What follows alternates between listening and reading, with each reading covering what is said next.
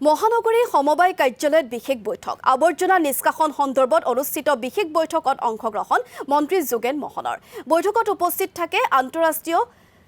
পিক্সৰা গ্লোবেলৰ প্ৰতিনিধিবৰ্গ লগতে উপস্থিত থাকে Pragjyotishpur recycling initiative for development and environment cooperative society লিমিটেডৰ লগতে অস্কৰ ফাউণ্ডেশ্যনৰ প্ৰতিনিধিবৰ্গ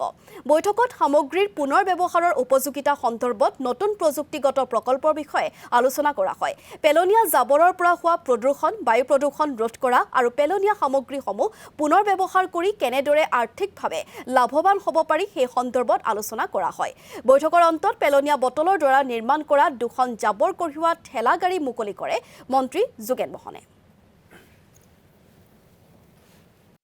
আজি এটা আমেৰিকান কোম্পানী আমাৰ ওচৰত আহিছে অক্ষয় কোম্পানী এটা চলি আছে গাৰ্বেজ মেনেজমেণ্টত আমি যে পেলনীয়া বস্তুবিলাক জাবৰ জোথৰ প্লাষ্টিক বিশেষকৈ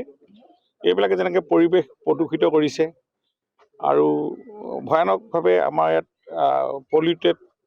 আৰু বিভিন্ন ধৰণৰ এইখিনিক কেনেধৰণে মেকানাইজ কৰি এইখিনিৰ যোগেদি ভেলু এডিটেড কৰিব পাৰি তাৰ কাৰণে এটা আমাৰ NGO লগত আমি আলোচনা কৰিছোঁ এই পেলনীয়া জাবৰ পৰা কি আকৌ ৰিপ্ৰডাক্ট কৰিব পাৰি এনেকুৱা ধৰণৰ এটা কোম্পানী আমি অসমত আমি গুৱাহাটীত আমি প্ৰেক্টিকেলি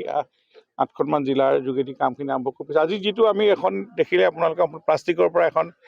ই-ৰিক্সা ইয়াত জাবৰ জোথৰ কালেক্ট কৰিব পৰা এটা আমি উদ্বোধন কৰি দিছোঁ দুখন এনেধৰণে গোটেই মিউনিচিপাল বৰ্ডবিলাকত প্ৰথমে আমি এই জাবৰ জোথৰ কালেক্ট কৰি তাৰ পৰা আমি ৰিপ্ৰডাক্ট কৰি মেনিউ কৰিব পাৰোঁ তাৰ পৰা আমি ৰিচাইকেল কৰি এনেকুৱা ধৰণৰ ডাঙৰ প্ৰডাক্ট কৰিব পাৰোঁ